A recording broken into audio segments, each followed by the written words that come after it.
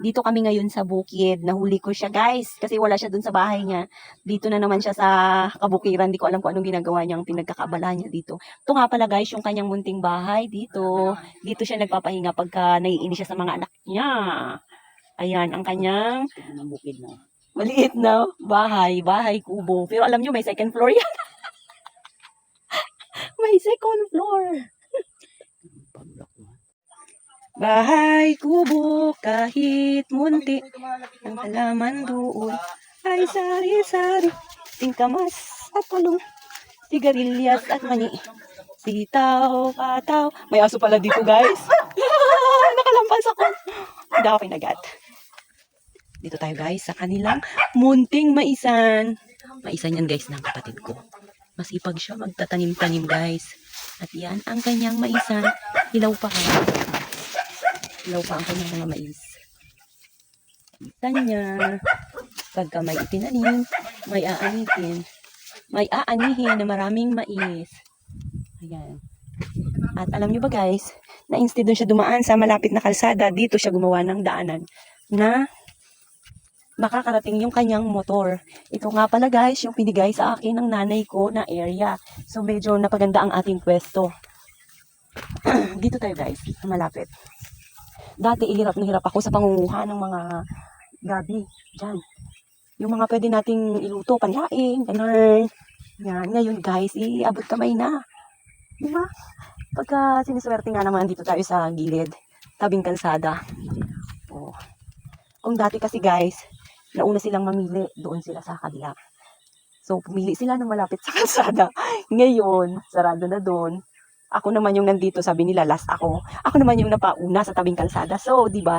Okay lang, itiniti pa, napabuti pa tayo. At yan na nga guys, so, ang daanan na matarik, palabas dyan. So, babalik na ako doon guys. Kasi alam nyo, inutusan lang ako, may bibilihin akong uulamin namin.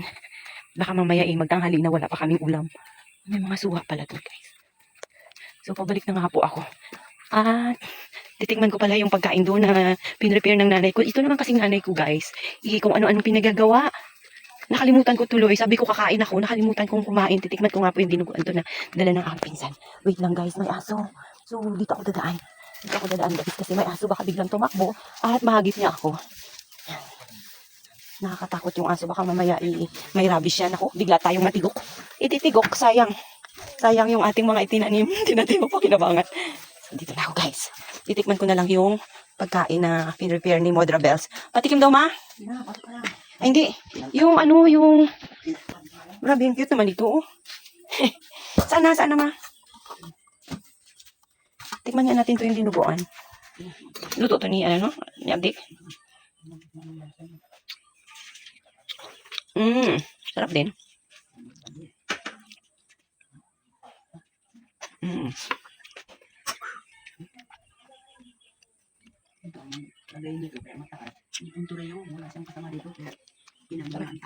Ano, mataas? Ay, takas yan. Okay lang yan. Oo, okay nga. Hindi nag-match doon sa takas. Dapat hindi magbangga ang ulo mo.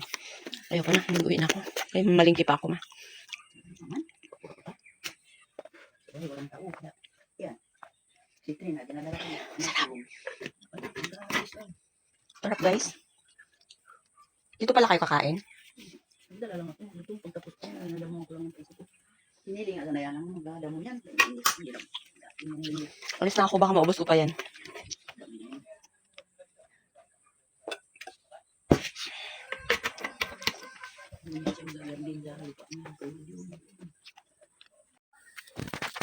Pabalik na ako guys kasi mamamalengke pa ako ng aming ulam. Nandun sila, di ba? Ang sarap ng buhay nila guys. Kwentuhan. Doon yung mga pinsan ko.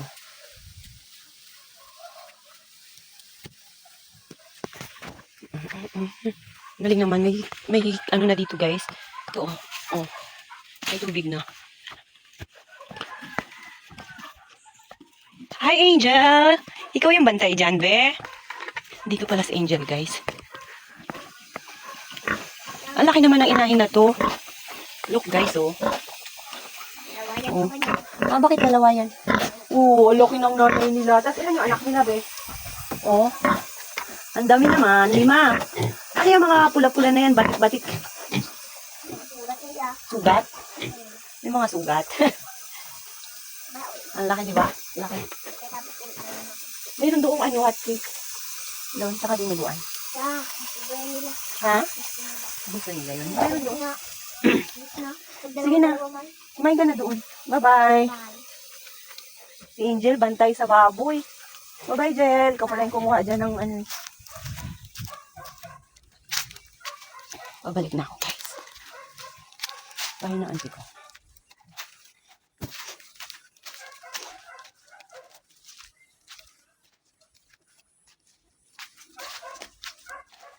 Parang walang tao.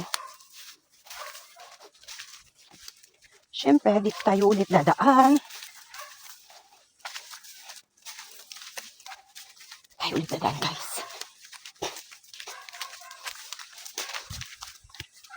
Buti na lang. Maraming puno, hindi tayo naiinitan. So, guys, nandito na lang at ako malapit na rin. Malapit na ako, guys. Sabi ng nanay ko, babalik din daw sila kaagad. Nag-ano lang siya, naglinis-linis doon. Kasi, tapos na yung kanyang patrabaho. Ang gagawin na lang niya is, magpapahukay ng para sa CR, para matirahan na. At kumita na rin siya. So guys, paano ba yan? Dito na po ako. Malapit na ako sa bahay ng nanay ko. Bukas ulit. Bye-bye.